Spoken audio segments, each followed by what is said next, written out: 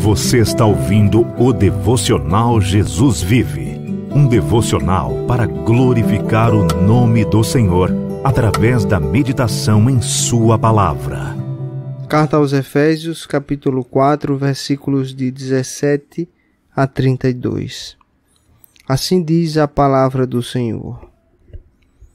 Isto, portanto, digo, e no Senhor testifico, que não mais andeis como também andam os gentios, na vaidade dos seus próprios pensamentos, obscurecidos de entendimento, alheios à vida de Deus por causa da ignorância em que vivem, pela dureza do seu coração, os quais, tendo se tornado invisíveis, se entregaram à dissolução, para com avidez cometerem toda sorte de impureza. Mas não foi assim que aprendestes a Cristo, se é que de fato o tendes ouvido e nele fostes instruído, segundo é a verdade em Jesus. No sentido de que, quanto ao trato passado, vos despojeis do velho homem, que se corrompe segundo as concupiscências do engano, e vos renoveis no espírito do vosso entendimento, e vos revistais do novo homem, criado segundo Deus, em justiça e retidão procedentes da verdade. Por isso, deixando a mentira, fale cada um a verdade com o seu próximo, porque somos membros uns dos outros. Irai-vos e não pequeis, não se ponha o sol sobre a sua ira, nem deis lugar ao diabo. Aquele que furtava, não furte mais, antes trabalhe fazendo com as próprias mãos o que é bom, para que tenha com que acudir ao necessitado. Não saia da vossa boca nenhuma palavra torpe, e sim unicamente o que for boa para a edificação, conforme a necessidade, e assim transmita graça aos que ouvem. E não entristeçais o Espírito de Deus, no qual fostes selado para o dia da redenção.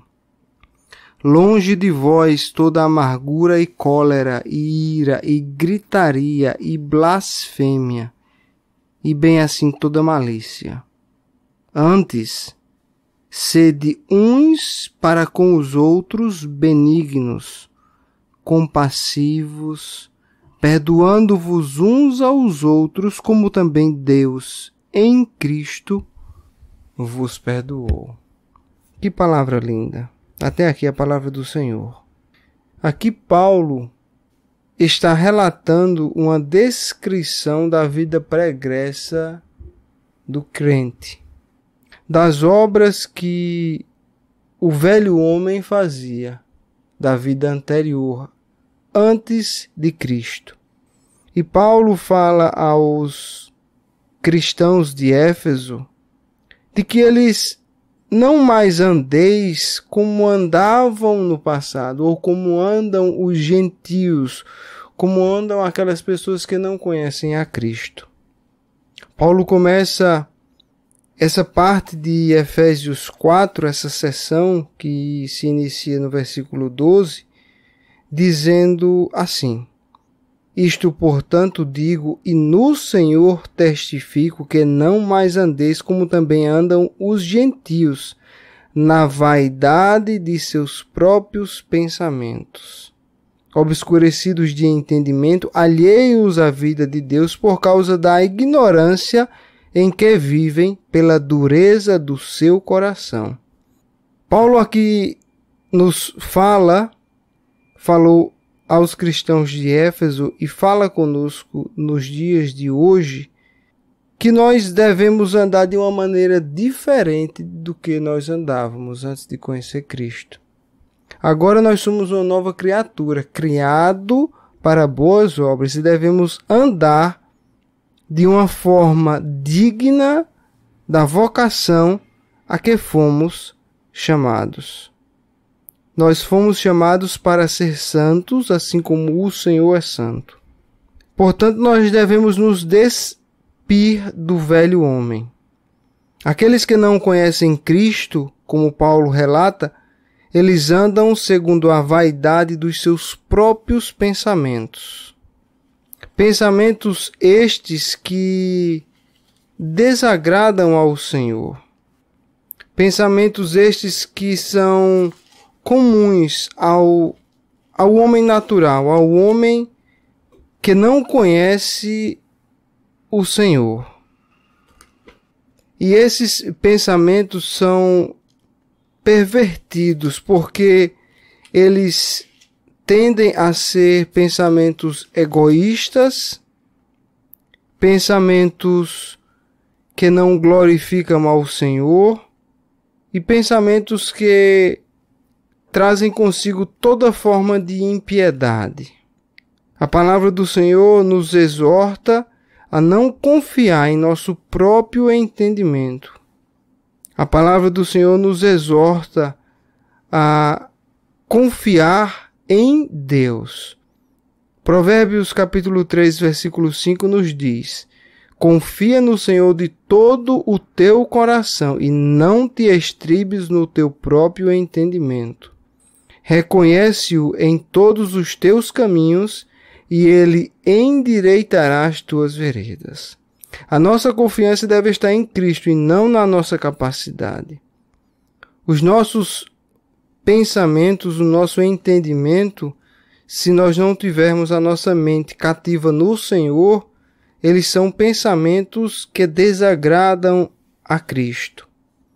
Paulo diz no versículo 18 que esses homens que estavam entregues ao pecado, estavam alheios à vida de Deus, não tinham comunhão com Deus por causa da ignorância em que viviam, pela dureza dos seus corações. Eles estavam obscurecidos de entendimento. Eles não tinham a capacidade de compreender os mistérios de Deus. Esses homens que viviam em inimizade com Deus, porque essa é a condição do homem que não conheceu o Senhor, ele está em inimizade com Deus, ele está travando uma guerra contra o Senhor. Eles estavam obscurecidos de entendimento, mortos em seus delitos e pecados. Portanto, estando mortos, assim como diz lá em Efésios capítulo 2, eles andavam segundo o curso deste mundo.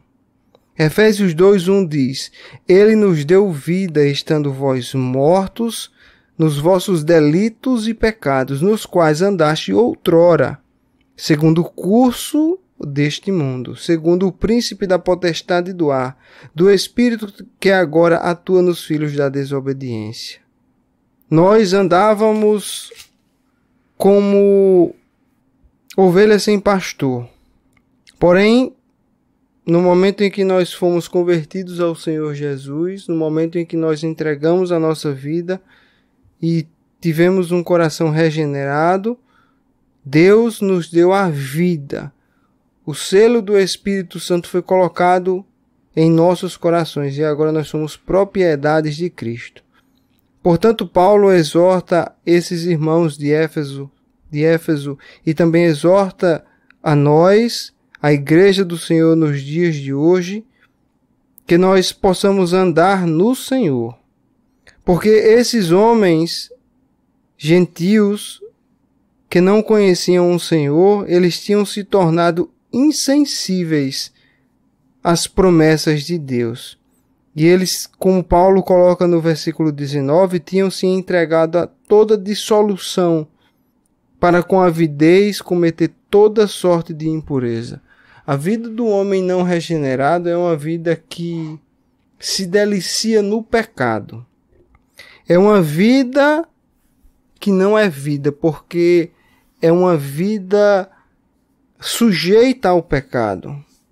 É uma vida vivida na escravidão do pecado. Mas Paulo, no versículo 20, coloca da seguinte forma: mas não foi assim que aprendestes a Cristo. Aqui Paulo faz uma diferenciação muito clara do cristão e do descrente.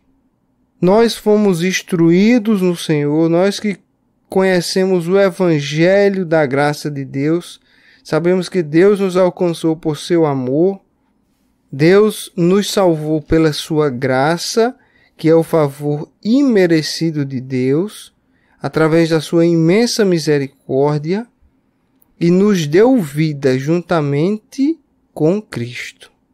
Efésios capítulo 2, versículo 4 nos diz: mas Deus, sendo rico em misericórdia, por causa do grande amor com que nos amou, e estando nós mortos em nossos delitos, nos deu vida juntamente com Cristo. Pela graça sois salvos.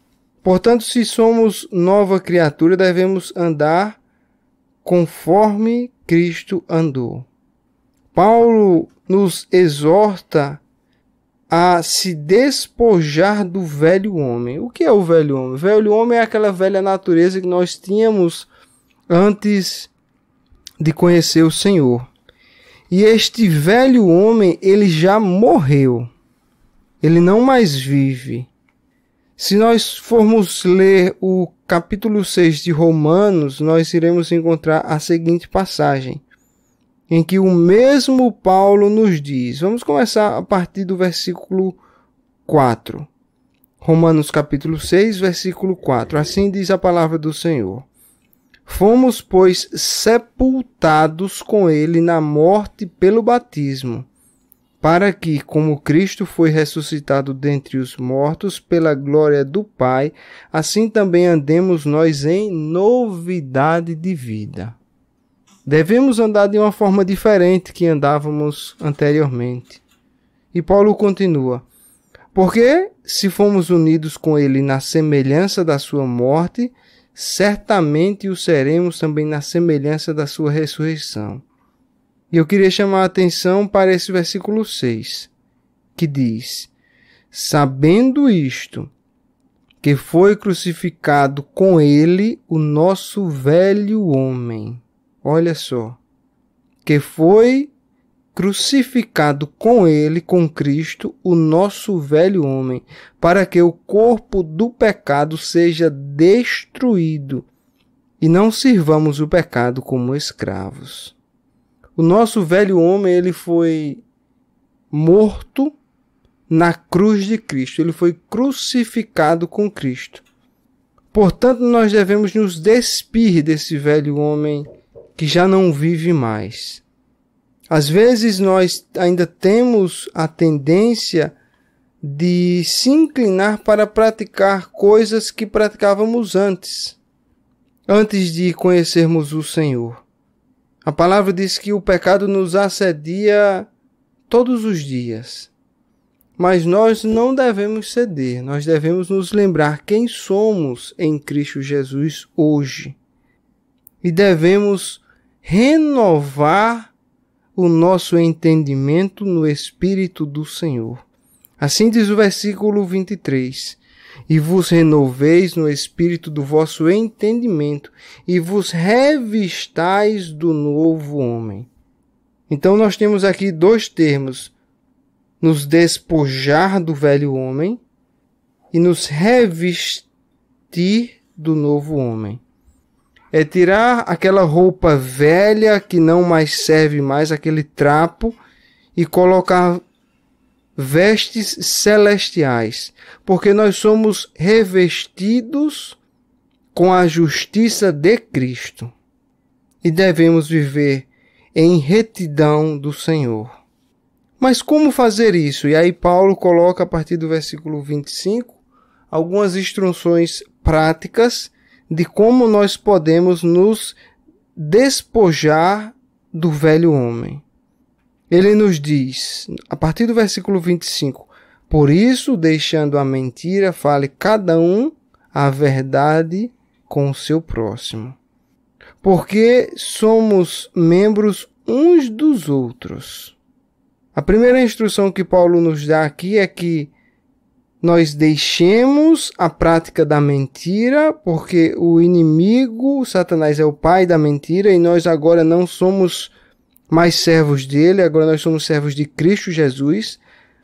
Nós devemos nos lembrar que nós fomos comprados por um preço, e esse preço foi o sangue de Cristo na cruz. Ele nos comprou, nós éramos escravos do pecado, vivíamos na potestade de Satanás. Hoje nós somos escravos de Cristo, servos do Senhor Altíssimo, e Ele nos comprou. E o preço que Ele pagou foi o sangue vertido na cruz de Cristo. Portanto, devemos deixar toda forma de mentira e falar cada um a verdade, porque o Senhor disse: eu sou o caminho, a verdade e a vida. Portanto, devemos andar na verdade, em Cristo Jesus. E nós somos membros uns dos outros.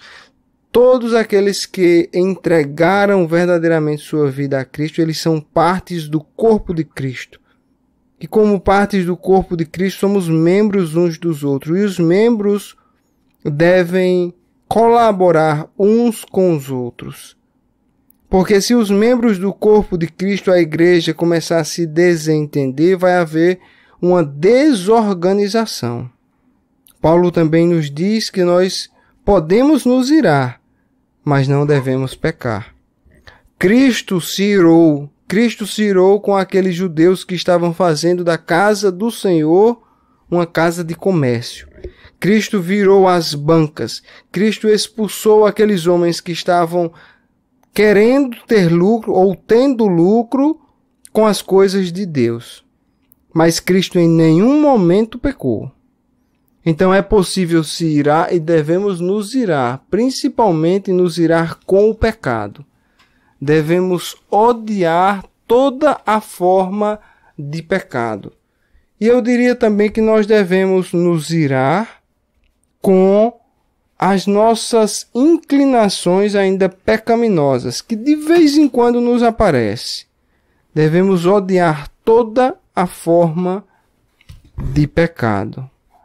E Paulo também diz que nós não devemos alimentar rancores ou alimentar sentimentos e deixar que esses sentimentos possam permanecer por muito tempo em nossas mentes e criar contendas entre os irmãos. Nós devemos, sempre que possível e o mais rápido possível, restabelecer a comunhão com os irmãos quando essa comunhão for perdida por algum ato pecaminoso de algum dos lados. Paulo nos diz que nós não devemos deixar que o sol se ponha sobre a vossa cabeça e nem dar lugar ao diabo. Ou seja, se alguém tem algo contra nós ou se nós pecamos contra um irmão, nós devemos o mais rápido possível restabelecer essa união. Pedir perdão e perdoar, para que a gente não plante em nosso coração o rancor, a inimizade, as contendas. Paulo continua no versículo 28 dizendo que aquele que furtava, não furte mais, antes trabalhe, fazendo com as próprias mãos o que é bom. Para quê? Para nosso enriquecimento próprio? Para a nossa própria glória? Não, a palavra do Senhor diz que não. Para que tenha com que acudir ao necessitado. Tem um espírito de solidariedade. Deus, às vezes, nos abençoa financeiramente, e isso é um teste, muitas vezes eu creio. Porque às vezes o Senhor nos dá mais do que nós precisamos. E fica observando como iremos utilizar aquele recurso extra. Iremos utilizar para o nosso próprio bel prazer, para satisfazer os nossos desejos, ou iremos utilizar para a glória de Deus, ajudando o necessitado, o necessitado, acudindo aqueles que necessitam de um acolhimento, que necessitam de uma mão amiga, de um auxílio. O fruto do nosso trabalho, os nossos recursos financeiros devem servir para glorificar o nome do Senhor, para aumentar o reino de Deus, para investir na obra de Cristo e para acudir o necessitado, a viúva e o órfão. Paulo também nos diz que nós devemos ter cuidado com as nossas palavras, que não saia da nossa boca nenhuma palavra torpe, pelo contrário, que apenas saia da nossa boca a palavra que edifica, conforme a necessidade, para que cada um transmita graça àqueles que nos ouvem. Então nós devemos utilizar a nossa língua, que é um membro pequeno, mas que tem muito poder, para abençoar os outros e não para falar palavras que venham a machucar um irmão ou que venha a denegrir a imagem do irmão. As palavras que saem da nossa boca devem ser palavras de bênção, palavras de edificação, palavra de encorajamento, para elevar o irmão e não para o colocar em uma situação vergonhosa. Devemos ter muito cuidado com a nossa língua. E Tiago vai falar muito disso lá no capítulo 3 do seu livro Tiago, epístola que Tiago escreveu no capítulo 3. A partir do versículo 5 ele vai nos dizer: assim também a língua, pequeno órgão, se gaba de grandes coisas. Vede como uma fagulha põe em brasas tão grande selva. Ora, a língua é fogo, é mundo de iniquidade. A língua está situada entre os membros do nosso corpo e contamina o corpo inteiro. Não só põe em chamas toda a carreira da existência humana, como também é posta ela mesma em chamas pelo inferno. Olha só. No versículo 9 ele diz: com ela bendizemos ao Senhor e Pai. Também com ela amaldiçoamos os homens, feitos à semelhança de Deus. De uma só boca procede bênção e maldição. Meus irmãos, não é conveniente que estas coisas sejam assim. Acaso pode a fonte jorrar do mesmo lugar o que é doce e o que é amargoso? Acaso, meus irmãos, pode a figueira produzir azeitonas ou a videira figos? Tampouco fonte de água salgada pode dar água doce. Portanto, nós devemos ser cuidadosos com aquelas palavras que provêm da nossa boca. Nunca falar mal uns dos outros, nunca falar mal do nosso irmão. Nunca julgar o nosso irmão, porque nós não somos juízes. Um só é o juiz e o legislador, que é o nosso Deus. Portanto, temos que ter cuidado com esse membro tão pequeno, mas tão poderoso que é a nossa língua. E continuando no versículo 30, Paulo nos diz: e não entristeçais o Espírito de Deus. E não entristeçais o Espírito de Deus. É possível entristecer o Espírito do Senhor quando nós praticamos aquilo que é abominável ao Senhor, quando nós andamos de uma maneira que não é digna do Senhor, de uma maneira que não é digna da vocação a qual nós fomos chamados, nós entristecemos o Espírito do Senhor.